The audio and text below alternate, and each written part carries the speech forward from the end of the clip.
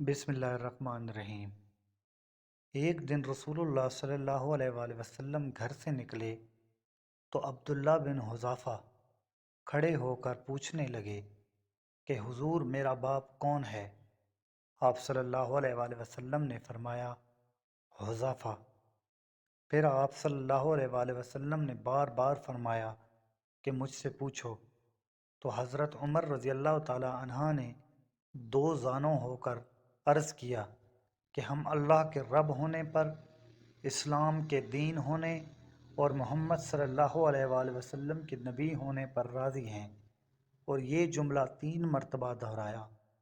پھر یہ سن کر رسول اللہ صلی اللہ علیہ وآلہ وسلم خاموش ہو گئے۔ صحیح بخاری حدیث نمبر 93۔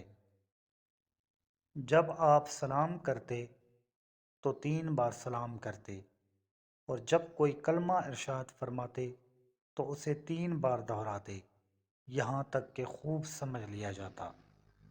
صحیح بخاری حدیث نمبر 94۔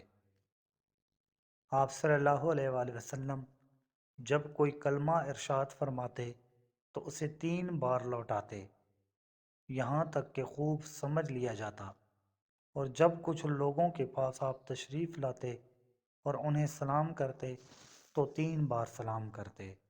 صحیح بخاری حدیث نمبر 95۔